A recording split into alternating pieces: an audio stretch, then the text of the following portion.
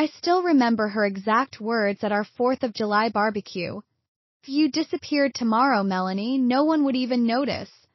Everyone laughed, including my husband, James. 3 months later, when I actually disappeared from their lives, they finally noticed. Just not in the way they expected. If you've ever felt invisible in your own family or relationship, this story might hit close to home. I'm sharing this because I know I'm not alone. While you're settling in for this family betrayal journey, let me know where you're listening from in the comments. If my story of finally standing up to my toxic in-laws resonates with you, consider subscribing for more real family drama stories that prove karma is real. When I first met James Bennett at a charity gala 8 years ago, I thought I'd won the lottery. He was handsome, successful, and came from what appeared to be the perfect American family. The Bennetts were Charlotte royalty, old money, social connections, and a beautiful estate in the most prestigious neighborhood. I was Melanie Collins then, a marketing graduate from a modest background in Tennessee who'd worked 3 jobs to put myself through college. James pursued me relentlessly.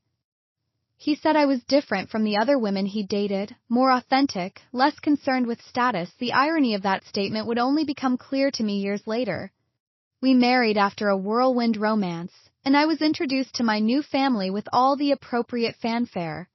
Richard Bennett, my father-in-law, was a retired judge who still wielded considerable influence in local politics. His handshake was firm, but his eyes never quite warmed when they looked at me. Diane, my mother-in-law, was the quintessential Southern socialite, perfectly coiffed silver hair, tennis twice a week, and a smile that never reached her eyes when directed at me. "We're just so pleased James finally settled down," she said at our engagement dinner, emphasizing the word finally as if to suggest I was some last resort choice for her precious son. Then there was Vanessa, James's younger sister, beautiful, unmarried, and the apple of her daddy's eye. She had the same sandy blonde hair as James, the same patrician nose, and a laugh that sounded like wind chimes. But there was something calculated in her gaze when she looked at me, something that made me feel assessed and found wanting. "Welcome to the family," she'd said, air-kissing near my cheeks. "We'll have to work on your wardrobe." I spent years trying to fit in with the Bennetts. I straightened my naturally curly hair because Diane once mentioned it looked unprofessional. I took tennis lessons even though I hated the sport. I learned which forks to use at their formal dinners and memorized the names of all their country club friends. I even started softening my Tennessee accent, adopting the genteel Charlotte drawl that characterized the Bennett speech patterns. James and I both worked at Bennett Marketing, the family company founded by Richard before he went into law. James was being groomed to take over as CEO, while I had worked my way up to executive level on my own merit. At least that's what I thought at the time. The annual 4th of July barbecue at the Bennett estate was a tradition dating back to Richard's father. It wasn't the casual affair the name suggested. It was a carefully orchestrated social event where the family showcased their prominence to about 100 of Charlotte's elite. White tents on manicured lawns, catering staff in crisp uniforms, and a fireworks display that reportedly cost more than my first car. "This year's barbecue is particularly important," James had told me as we drove to his parents' estate. "Dad's invited Senator Williams and his wife." I nodded, feeling a flutter of excitement. "I have news too. The Nakamura count is confirmed. We're officially going international." I'd spent 6 months courting Nakamura Industries, a Japanese tech giant looking to expand their American presence.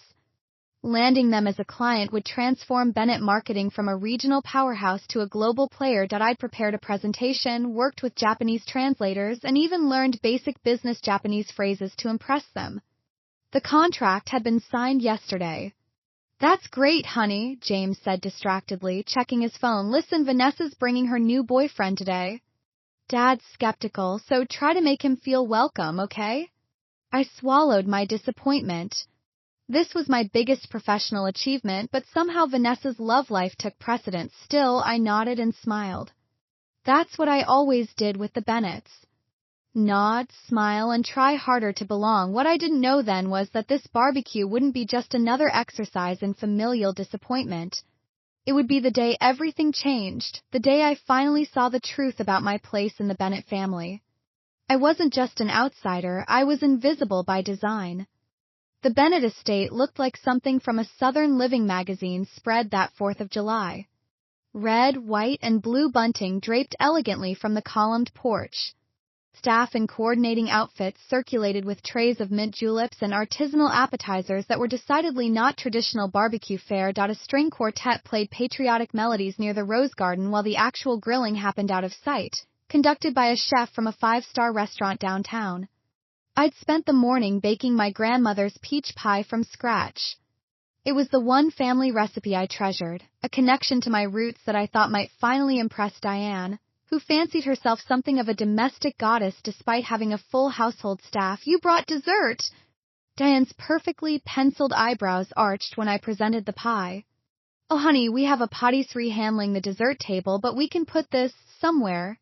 She handed the pie to a passing server without another word. I smoothed down my new dress, a navy designer number that had cost a month's personal spending budget, and tried not to let my disappointment show. James had already disappeared to greet the senator, leaving me to fend for myself. Richard Bennett held court near the bar, his imposing figure still fit and straight despite being in his 70s. "Melanie," he acknowledged when I approached, "is James with you?" "He's speaking with Senator Williams," I replied. "Good, good." He nodded, then turned to continue his conversation with the bank president beside him. Effectively dismissing me, I spotted Michael, James's older brother, and his wife Catherine near the pool. Of all the Bennetts, Catherine was the most genuinely kind to me, perhaps because she too had married into the family. She wasn't from wealth either, though her background in art history and her natural grace made her transition appear seamless. "Melanie, you look gorgeous." Catherine hugged me warmly. "How are you holding up?" "These events always make me need an extra glass of champagne." I laughed, feeling some tension release. "I'm okay. Actually, I have some exciting news about work." "There you are." Vanessa's voice cut through our conversation as she approached, a tall man with a carefully groomed beard in tow. "Catherine, Melanie, this is Preston, my sister-in-law and my brother's wife." I noticed the distinction immediately. Catherine was identified as a sister-in-law, while I was merely my brother's wife. It was a subtle dig, but typical of Vanessa's approach.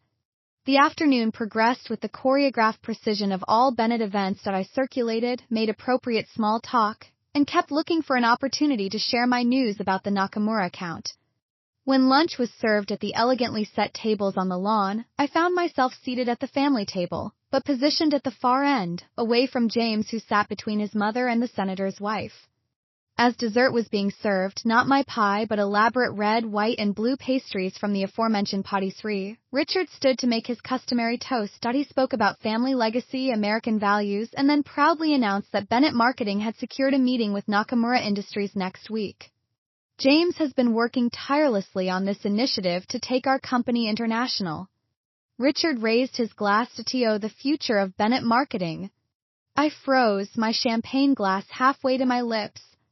That was my account, my connection, my 6 months of work. I looked at James, expecting him to correct his father to acknowledge my contribution. He merely smiled and accepted the congratulations flowing his way. When the toasts opened to other family members, Vanessa stood, her champagne flute held aloft, her expression mischievous. "I'd like to make a toast too," she announced, her voice carrying across the lawn. "To my wonderful brother James, who proves every day that the Bennett drive for success lives on." She paused, her gaze finding me at the end of the table. "And to Melanie, who's always there, somewhere in the background." A ripple of uncomfortable laughter moved through the guests. "You know," Vanessa continued, her tone light but her eyes sharp. "I realized something funny the other day. If you disappeared tomorrow, Melanie, no one would even notice. You're basically just James's shadow anyway." The laughter grew louder, more confident. I felt heat rise to my face as I looked around the table. Richard was chuckling, Diane was hiding a smile behind her napkin, and various family friends were openly laughing. But it was James's reaction that broke something inside me. My husband, the man who'd promised to stand by me, was laughing too. He even reached over to pat Vanessa's arm affectionately, as if to say, "Good one." In that moment, surrounded by people I'd spent years trying to impress, trying to belong with, I felt more alone than I ever had in my life. I carefully set down my napkin, excused myself with a murmured apology that no one seemed to hear, and walked with measured steps toward the house. In the pristine guest bathroom, with its monogrammed hand towels and expensive scented soaps, I stared at my reflection. I barely recognized the woman looking back at me. She had the right clothes, the right hair, the right makeup to be a Bennett, but her eyes held a pain that couldn't be concealed by any designer dress or careful cosmetics. You disappeared. Tomorrow no one would even notice. The worst part wasn't that Vanessa had said it, the worst part was that she was right. James and I met at the spring charity gala for Charlotte Children's Hospital.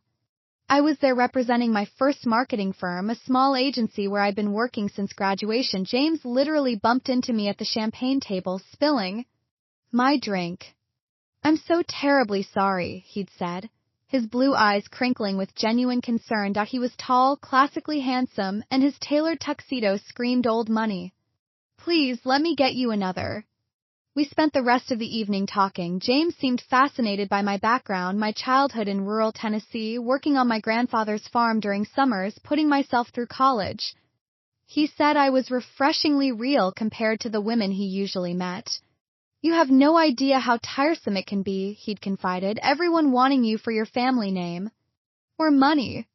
Looking back, there were warning signs from the beginning about how the Bennett family would treat me. Our third date was a dinner at his parents' home. Richard had asked about my family with thinly veiled condescension. "Collins? I don't believe I know any Collins in Charlotte society. My parents still live in Tennessee, sir," I'd explained. "Quaint," Diane had commented with a tight smile.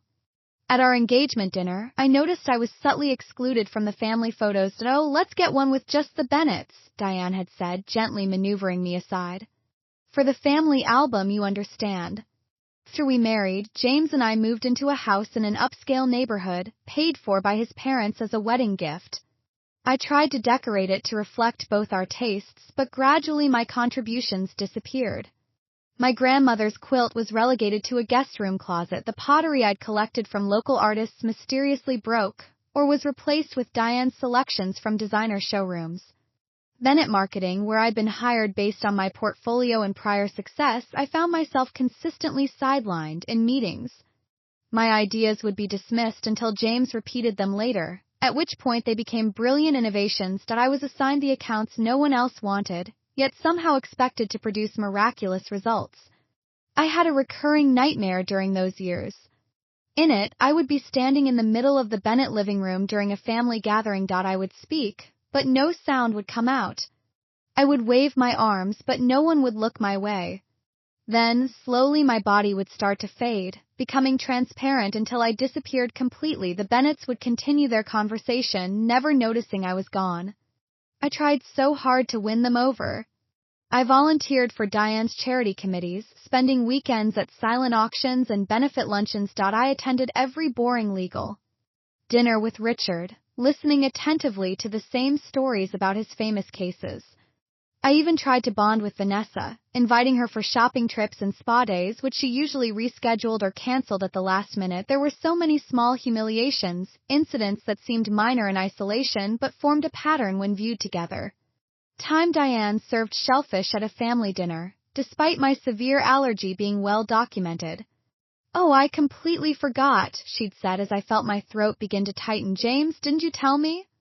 All the countless times Richard called me Melissa at family gatherings, the name of James's college girlfriend. "Sorry, Melanie." He'd correct himself without real contrition. "You remind me of her sometimes." Bennett marketing, I worked twice as hard as anyone else. I stayed late, came in weekends, and built solid relationships with clients who specifically requested to work with me. I brought in the Harrington account after their previous agency dropped the ball, a $1 million client that significantly boosted the company's annual revenue. Yet at the year-end party, James was given credit for saving the Harrington relationship. The 4th of July barbecue wasn't the first time Vanessa had made me the butt of her jokes. There was the Christmas party where she'd given me a book titled Social Graces for the Unrefined as my gift exchange present. "I thought you could use it," she'd said while everyone tittered. Or the Easter brunch, where she'd loudly wondered if my fashion sense was intentionally retro or just hopelessly outdated. What made the barbecue different was the clarity it brought me. Sitting in that bathroom, I finally understood that the joke about my disappearance wasn't just a one-off cruel comment. It was the articulation of how they had always seen me, as inconsequential, as dispensable, as invisible. I had spent 7 years of marriage and countless hours of effort trying to become the person they would accept. I had dimmed my own light, altered my appearance, changed my speech patterns, abandoned my interests, and sublimated my professional accomplishments, all to fit into their world. And still I remained invisible. Worse than invisible, I was a punchline. As I sat there in that pristine bathroom with its monogrammed towels and family crests subtly embossed on the wallpaper, something shifted inside me. The hurt began to harden into something else. Something colder, more resolute. If they thought I was invisible, perhaps that was an advantage they had given me without realizing it. People don't guard their secrets from someone they don't see. Thank you for listening to my story, and may you always be beautifully visible in your own life. I didn't confront James about the barbecue incident. I didn't mention Vanessa's cruel joke or his laughter. What would be the point? He would deny the malice, minimize my feelings, or worst of all, suggest I was overreacting. Instead, I retreated into myself, creating an invisible wall between us that he, predictably, didn't notice. The weeks following the 4th of July barbecue, I developed insomnia. I would lie awake beside my sleeping husband, replaying years of subtle humiliations and wondering how I had allowed myself to become so diminished. During the day, I moved through my routine like a ghost, present but not really there. I spoke less in meetings, declined social invitations with the Bennetts, and spent more time alone. James, meanwhile, was consumed with the Nakamura account, my account. He was flying to Tokyo the following month for meetings he hadn't prepared for and didn't understand the nuances of. When I offered my notes and research, he waved them away. "I've got this handled, Mel," he said distractedly. "The international expansion is my project now." Dad wants me to focus on it exclusively. It happened on a Tuesday, 3 weeks after the barbecue. James had forgotten his tablet at home, and his assistant Emily called to ask if I could email some files from it for an urgent meeting. I knew his password, or thought I did, but it didn't work. After several attempts, I tried a different one. Vanessa's birthday. The tablet unlocked. I found the files Emily needed and was about to email them when a notification popped up. It was an email from Vanessa with the subject line, "Re-Melanie problem." My finger hovered over the notification for just a second before I tapped it. The email opened to reveal a thread between James and his sister dating back months. My hands began to shake as I read, "From James to Vanessa." Subject, Melanie. Problem V, Dad's right. We need to minimize her involvement with Nakamura. She's getting too much direct contact with them. I've redirected their latest communications to come through me. Can you make sure she's assigned to the Davidson account revision? That should keep her busy while we finalize Tokyo. J, from Vanessa to James. Subject, Re-Melanie problem, already on it.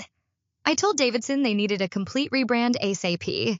That should keep your little wife occupied while the adults handle Nakamura. She actually believes she brought them in. Hilarious. Dad says once the international division is established, we can review her position. Maybe a lateral move to HR. Less damage she can do there. V, from James to Vanessa.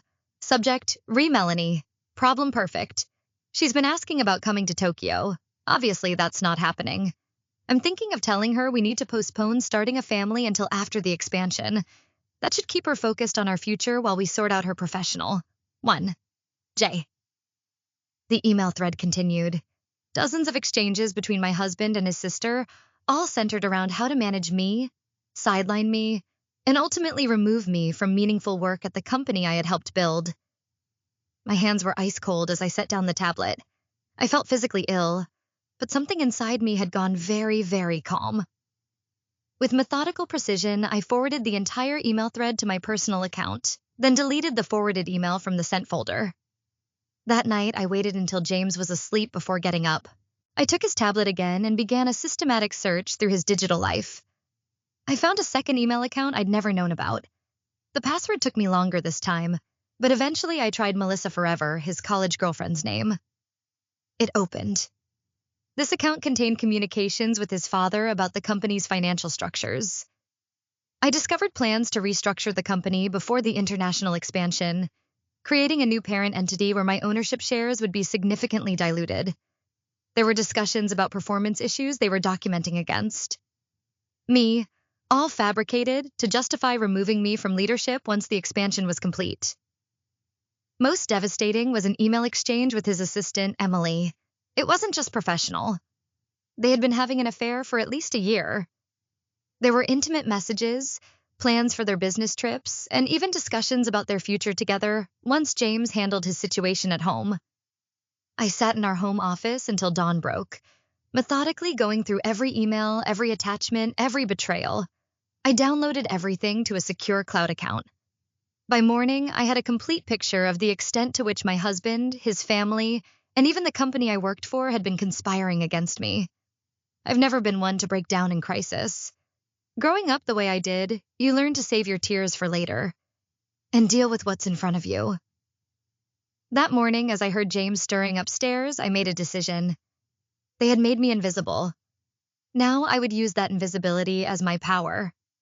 If you've ever felt your trust completely shattered by the people closest to you, you know that moment when the pain transforms into a strange kind of clarity.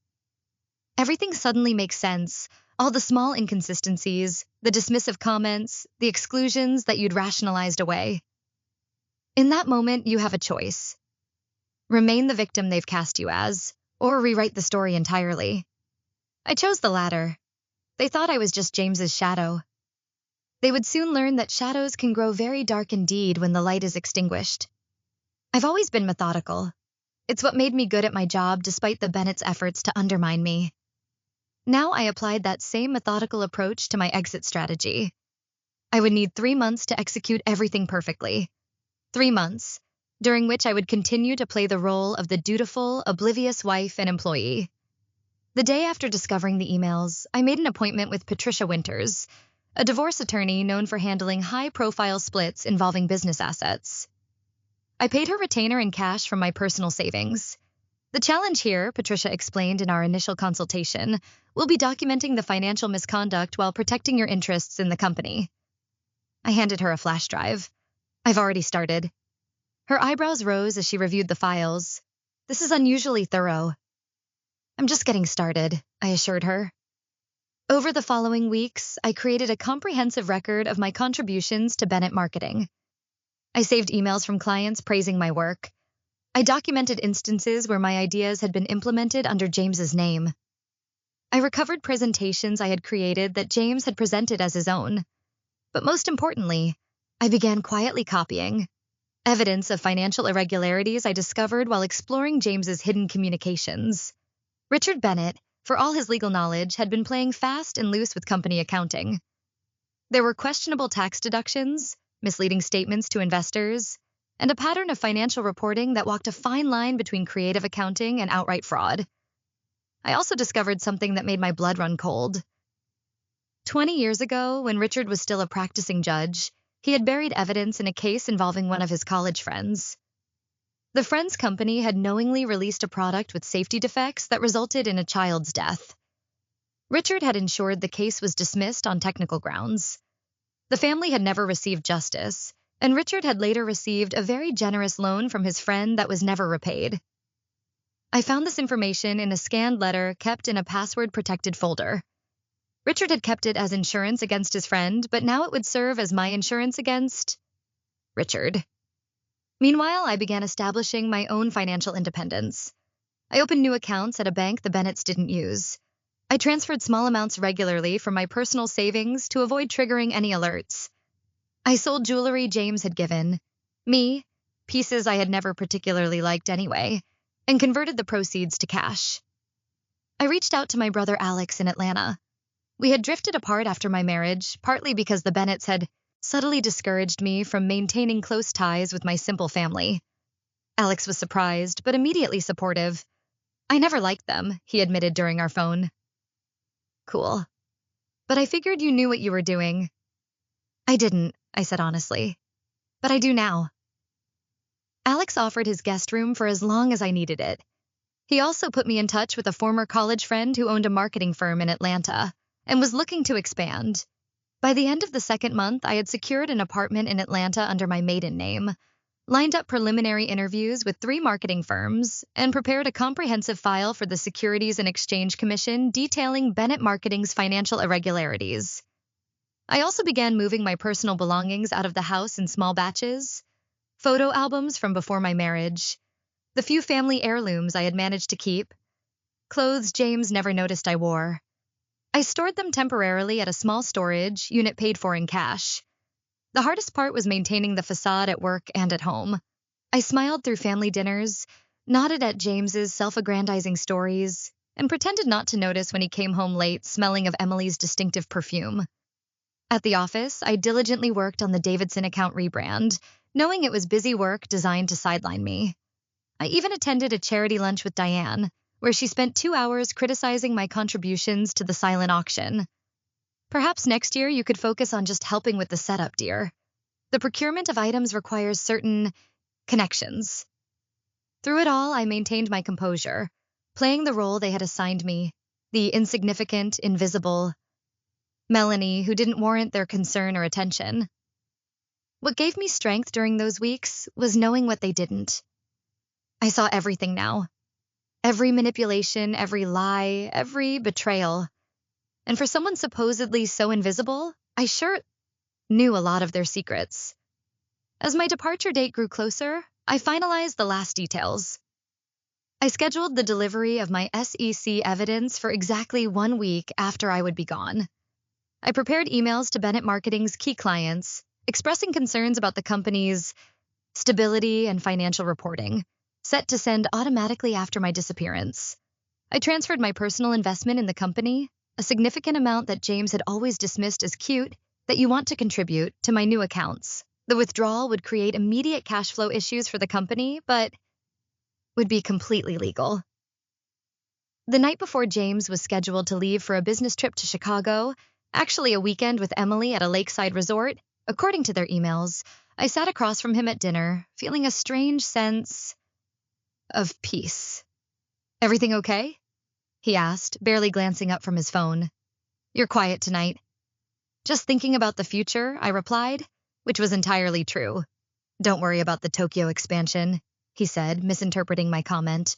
"Once it's established, we'll be in an even better position. Trust me." I smiled. I always have. The irony seemed lost on him. The morning James left for his business trip with Emily, he kissed me distractedly on the cheek and reminded me to water the plants on the deck, as if that would be my primary concern while he was gone. I smiled, wished him a productive trip, and watched his car disappear down our tree-lined street. I had already said my silent goodbyes to Bennett Marketing the previous day. I had walked through the offices one last time, nodding to colleagues who had never really seen me. I had touched the conference room table where I had presented countless campaigns. I had even taken a moment in the small office I had earned through years of hard work, looking at the view of downtown Charlotte that had once symbolized my success. My last interaction had been with Catherine, Michael's wife, who caught me looking wistful as I left the building. "Everything okay, Melanie?" she had asked with genuine concern. For a moment, I had considered confiding in her. Catherine had always been kind, always seen me when others looked through me, but involving her would only complicate her own position in the family. "Just tired," I had replied with a smile. "Have a good weekend." Now, with James gone, I began the final phase of my plan. I moved methodically through our house, collecting only what truly mattered to me: my grandmother's recipes, photos from my life before James, the first marketing award I had won in college. I left all the designer clothes, the expensive jewelry, the status symbols that had never really felt like mine. I transferred the last of my documents to my lawyer with explicit instructions. Patricia had been initially concerned about my approach, but had come to understand my reasoning. "They won't know what hit them," she had said during our final meeting. "But are you sure this is what you want?" "We could pursue a more conventional divorce with significant compensation." "This isn't about money," I had explained. "It's about finally being seen." I scheduled the delivery of my evidence to the SEC for exactly 1 week later, giving me time to be well established in Atlanta before the storm hit. I set up the automated emails to key clients, carefully worded to express concern without making actionable allegations. The most difficult task was writing the note I would leave for James. I went through dozens of drafts, ranging from pages of detailed grievances to a simple goodbye. In the end, I settled on something that I knew would haunt him. Now you can see what happens when I disappear. I placed the note on his pillow, a final touch that would greet him upon his return from his weekend with Emily. As I carried my 2 suitcases to my car, I paused on the front steps of the house I had tried so hard to make a home. The Bennett estate loomed in the distance, visible from our driveway, a constant reminder of the family I had never truly been part of. I felt no sadness, no regret, just a strange sense of lightness. For years, I had contorted myself to fit into spaces too small for my spirit. Now I was reclaiming my full self. The drive to Atlanta took just under 4 hours. I didn't play music or make calls. I simply drove, watching the Carolina landscape give way to Georgia, feeling each mile create distance between myself and the life I was leaving behind. Alex was waiting for me when I arrived, his familiar face a welcome sight after so many years of limited contact. He helped me with my bags, showed me to his guest room, and then did something that made tears finally spring to my eyes. He hugged me and said, "Welcome back, Mel. I've missed you." For the first time in years, someone saw me, really saw me, and it was like coming home to myself. That night, as I lay in bed in my brother's guest room, I thought about James returning to an empty house, finding my note, realizing that his invisible wife had slipped away while he was with his mistress. I imagined his confusion turning to panic as he discovered what else had disappeared. The evidence of his family's misconduct, his financial secrets, the carefully constructed narrative of Bennett's superiority. I thought about Vanessa's joke at the barbecue and felt a grim satisfaction. They had never noticed me, but they would certainly notice when I was gone. Tur in your life are the ones who see you completely and love what they see. My new life in Atlanta began with a strange sense of calm. I rented a modest apartment in Midtown, interviewed with several marketing firms, and accepted a position with Horizon Marketing, where Alex's friend Marcus was a partner. I explained my situation honestly, that I was leaving a toxic marriage and needed a fresh start, and Marcus valued my portfolio and experience enough to bring me on as a senior account manager. From a safe distance, I watched the Bennett saga unfold through social media, industry news, and occasional updates from Patricia.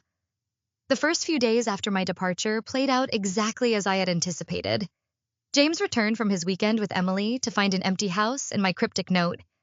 According to Patricia, who had received a frantic call from his lawyer, his initial reaction wasn't concern, but annoyance. He assumed I was having some kind of emotional episode and would return once I got it out of my system. That changed quickly when he discovered I had withdrawn my investment from the company. Bennett Marketing operated with a surprisingly precarious cash flow, despite its prestigious reputation. My withdrawal, completely legal and documented, created an immediate financial crisis, just as they were preparing for the Tokyo expansion. 3 days after I left, the emails to key clients were automatically sent. They were carefully worded, expressing my personal concerns about recent observations regarding financial stability without making specific allegations that could be considered defamatory. Coming from me, someone clients trusted and had worked with directly, these vague warnings were enough to cause serious concern. By the end of the first week, 2 major clients had put their contracts on hold, pending clarification of certain financial matters. James and Richard were scrambling to reassure everyone while simultaneously trying to locate me. Patricia forwarded me an email from James's lawyer. Mr. Bennett is extremely concerned about his wife's mental health and well-being. Her actions are completely out of character and potentially self-destructive. He merely wishes to ensure her safety and provide any necessary support. I laughed out loud when I read it. Even now, they were trying to control the narrative, casting me as unstable rather than acknowledging their own misconduct. The real chaos began when my SEC file was delivered. Within days, Bennett Marketing was under preliminary investigation. All international expansion plans were immediately frozen. The company's assets were placed under scrutiny, and Richard's creative accounting practices were exposed to unwelcome official attention. I followed the unfolding drama on social media with detached interest. Vanessa's Instagram, once a carefully curated showcase of Bennett privilege, became increasingly frantic. Her posts shifted from designer outfits and exotic vacations to vague references about standing by family in difficult times, and the truth will prevail. One particular post caught my attention, a throwback photo of her and James as children, with the caption, "Blood is thicker than water." Some people will never understand family loyalty. The irony was almost too perfect. Meanwhile, I was rebuilding my life. I reconnected with college friends I had lost touch with during my Bennett years. I joined a book club, took up hiking in the North Georgia mountains, and even started dating nothing serious, but enough to remind myself that I was desirable and interesting in my own right. At Horizon Marketing, I quickly established myself as a valuable team member. Without the Bennett shadow looming over me, my confidence and creativity flourished. Within 2 months, I had brought in 2 new clients and was leading a successful campaign for a regional healthcare provider. Throughout this period, James's attempts to contact me grew increasingly desperate. He progressed from annoyed to angry to pleading. His texts and emails, which I never responded to but Patricia monitored, evolved from "this childish behavior needs to stop immediately to please Mel. We need to talk. I don't understand what's happening." By the 3rd month, the Bennett family was in full crisis mode. The SEC investigation had expanded to include Richard's judicial misconduct. An enterprising financial journalist had picked up the story, publishing a detailed exposé of the Bennett empire's questionable foundations. The family home, the site of that fateful 4th of July barbecue, was put on the market to cover mounting legal fees. The most unexpected development came when Catherine, Michael's wife, reached out to me directly. Unlike the other Bennetts, she didn't demand explanations or hurl accusations. Her email was simple and direct. "I don't blame you for leaving. I've often thought about doing the same. Would it be possible to talk?" I hesitated, but eventually agreed to a phone call. Catherine revealed that the Bennett facade was crumbling completely. Michael was drinking heavily. Richard had suffered a minor heart attack after being served with investigation papers, and Diane was frantically trying to maintain social connections that were rapidly abandoning the family. "Vanessa's the worst," Catherine confided. "She's convinced you orchestrated this whole thing as some kind of revenge for her joke at the barbecue." I couldn't help but laugh. "It wasn't the joke," I explained. "It was the truth behind it." "I know," Catherine said quietly. "I always saw how they treated you. I should have said something." "We all make our choices," I replied without bitterness. As the 3-month mark of my disappearance approached, I felt mixed emotions. There was satisfaction in seeing the Bennetts face consequences for their actions, but also a strange grief for what might have been if James had truly been the man I thought I had married. There was freedom in my new life, but also occasional moments of doubt and loneliness. What I never felt, however, was regret. I had reclaimed myself from invisibility. I had refused to remain a shadow. Whatever came next would be on my terms, in a world where I was fully seen.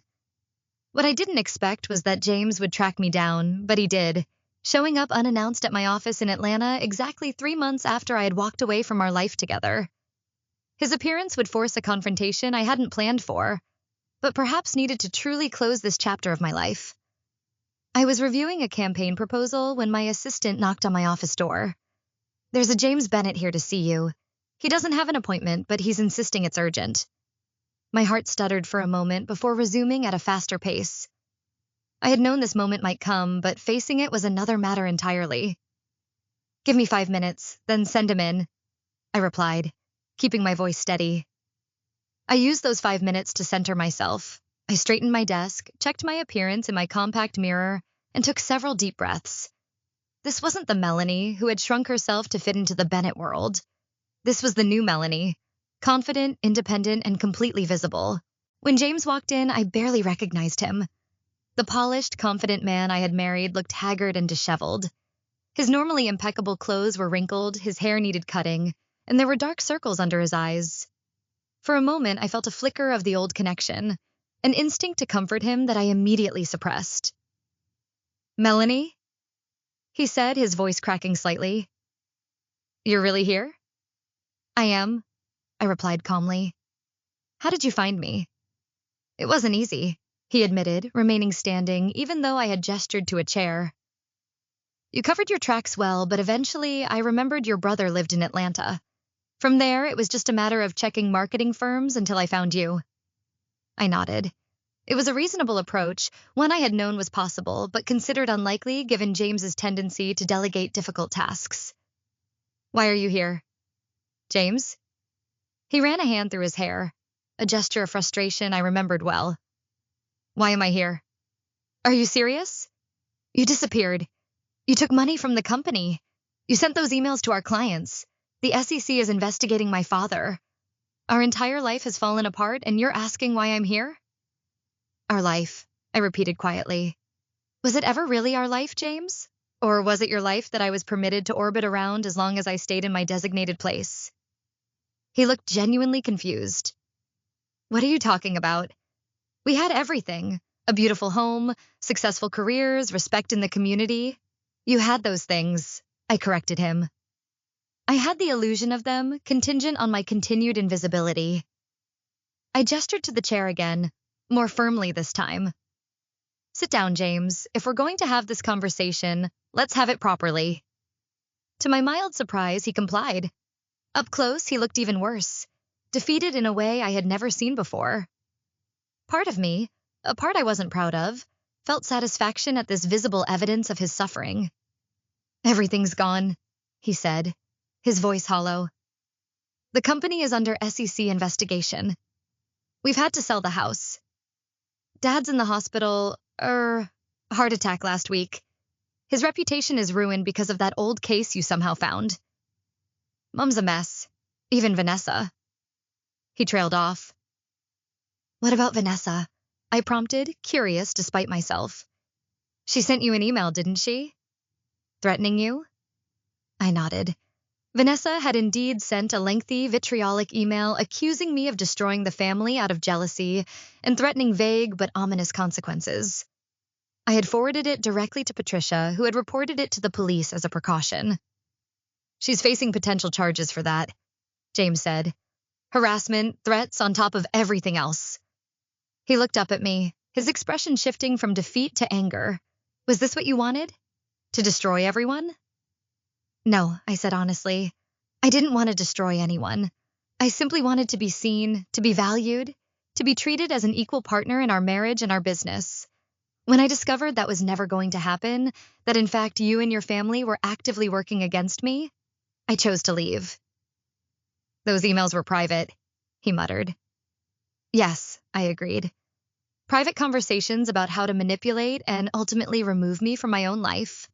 Private plans to take credit for my work, private discussions about your affair with Emily. He flinched at the mention of Emily. That wasn't serious. It was just, please don't insult my intelligence, I interrupted. Not anymore. We're beyond that now. We sat in silence for a moment, the weight of years of deception and disappointment hanging between us. Finally, James spoke again, his voice quieter. I didn't come here to fight, Melanie. I came because I need to understand. How did we get here? When did you change? The question was so typically James, centered on his perception, his experience, that I almost laughed. I didn't change, James. I woke up. There's a difference. I pulled out a folder from my desk drawer and slid it across to him. These are divorce papers. Patricia has been in contact with your lawyer for weeks. Everything is fair. I'm not asking for ongoing support or additional compensation beyond what was legally mine to begin with. I simply want a clean break. He stared at the folder without opening it. Is there any way we could try again? Start over somehow? I know I made mistakes, but... James. I cut him off gently. The woman you want to start over with doesn't exist. She was a creation, partly yours, partly mine, partly your family's. The real me is sitting across from you now, and she isn't going back to being invisible. I loved you, he said, and I thought I detected a hint of genuine emotion. Perhaps, I acknowledged, but you loved a version of me that fit conveniently into your world. You never saw all of me. You never wanted to. He opened the folder slowly, glancing through the documents inside. You were planning this for months. Yes. You recorded everything, copied emails, gathered evidence. Yes. He looked up at me, a new expression in his eyes, something like grudging respect mixed with fear. I never knew you could be so calculating. You never really knew me at all, I replied simply. That was the problem. James sat back in his chair, studying me, as if seeing me for the first time. Vanessa's joke at the barbecue? That's what triggered all this, isn't it? I shook my head. It wasn't the joke. It was everyone's reaction to it. It was your reaction, James. You laughed. You patted her arm like she'd said something clever instead of cruel. In that moment, I saw the truth about my place in your family. It was just a stupid joke, he protested weakly. No, I said firmly. It was the truth. If I disappeared, no one would notice. So I decided to test that theory. His expression darkened. We noticed, Melanie. The whole world noticed. Look at what's happened. You didn't notice me disappearing, I clarified. You noticed the consequences of my disappearance. There's a difference. We lapsed into silence again. Outside, my office window, Atlanta traffic moved steadily along Peachtree Street. My new life continued, even as I sat facing the ghost of my old one. Finally, James picked up the divorce papers. I'll have these reviewed and signed. I nodded. Thank you. He stood to leave, then paused at the door. I was angry when I found out what you'd done. Furious, actually. I wanted to hate you for destroying everything. He shook his head slowly. But then I realized something. You were right about one thing, Melanie. You were invisible. That's why none of us saw you coming. With that, he was gone, leaving me alone with the strange feeling that for the first time in our relationship, James had actually seen me clearly. 1 year later, I stood on the rooftop deck of my new condo in Midtown Atlanta, watching the sunset paint the skyline in shades of gold and pink. Music and laughter drifted up from the gathering I was hosting, a combination 4th of July celebration and 1-year anniversary of my freedom. Horizon Marketing had promoted me to partner 6 months earlier, after my work with regional healthcare providers expanded into a national campaign that garnered industry awards. I had my own team now, young marketers I mentored with an emphasis on recognition and credit for their contributions. My personal life had blossomed as well. I had reconnected with my family, spending holidays in Tennessee for the first time in years. My brother Alex and I had weekly dinner dates where we made up for lost time. I had even started seeing someone, a literature professor named David, who saw and appreciated me exactly as I was. The divorce had been finalized without drama. James had signed the papers and respected my wishes for no further contact. Bennett Marketing had eventually been sold to a larger agency, after the SEC investigation resulted in substantial fines, but no criminal charges. Richard had recovered from his heart attack but retired from public life entirely. Vanessa's harassment charges had been reduced to a warning after she agreed to leave the state. Last I heard, she was trying to rebuild her life on the West Coast. The most surprising development had been my friendship with Catherine. After that initial phone call, we had stayed in touch. When she finally left Michael 6 months after my departure, I had helped her find an apartment in Atlanta and introduced her to my growing circle of friends. There you are. Catherine's voice broke into my thoughts as she joined me on the rooftop. Deck, everyone's looking for you downstairs. David's telling that hilarious story about his disastrous first lecture again. I smiled. I'll be down in a minute. Just wanted a moment to take it all in. Catherine nodded understandingly, leaning against the railing beside me. 1 year, she mused. Hard to believe so much has changed. Do you regret it? I asked. Leaving? She shook her head decisively.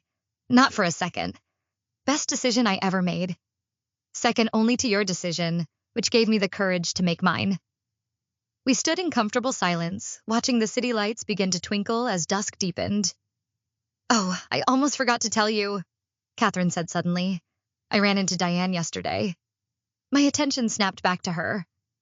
Diane Bennett, here in Atlanta? Catherine nodded. At Lenox Mall. She's working at the Nordstrom perfume counter. Apparently, with everything that happened, their savings were mostly wiped out. She didn't recognize me at first. I think she's trained herself not to see people. From before, I tried to imagine proud perfectionist Diane Bennett spritzing perfume on strangers for commission. It was difficult to reconcile with the woman who had scrutinized my table settings and dismissed my grandmother's pie. Did you speak to her? I asked. Briefly. When she realized who I was, she looked like she wanted to disappear.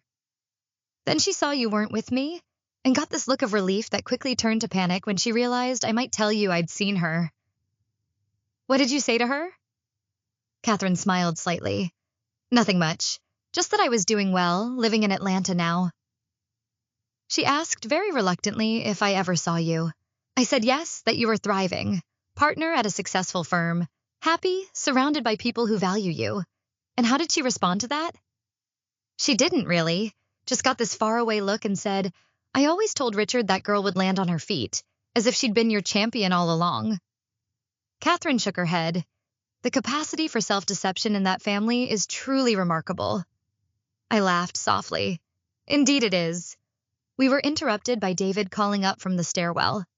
Mel, are you up here? We're about to start the fireworks. Coming, I called back. Catherine touched my arm before we headed downstairs. You know, there's something I never told you. At that barbecue, after Vanessa made that awful joke and you left the table, I confronted James. I told him he should be ashamed for letting his sister speak to his wife that way. I raised my eyebrows in surprise. You did? What did he say?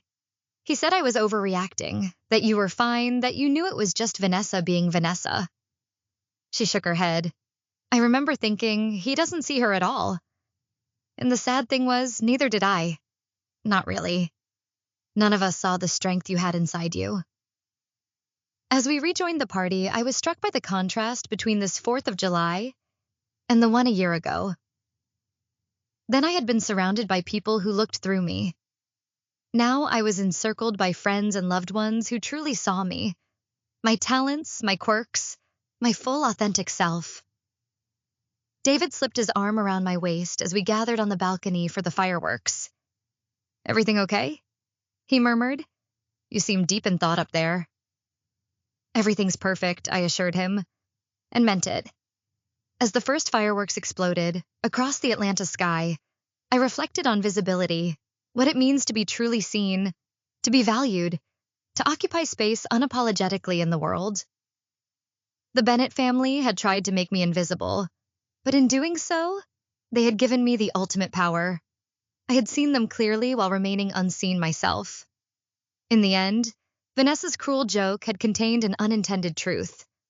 If I disappeared, no one in that family would notice, not because I didn't matter, but because they had never actually seen me in the first place. Their loss, as it turned out, not mine. The spectators around me gasped as a particularly spectacular burst of color filled the sky. I joined them, no longer a shadow at the edges of someone else's life, but fully present in my own. Have you ever had to remake yourself after being invisible for too long? Sometimes the people who should see us most clearly, family, partners, close friends, are the ones who see only what they want to see. My journey from invisibility to living fully seen taught me that true visibility starts with seeing yourself clearly first.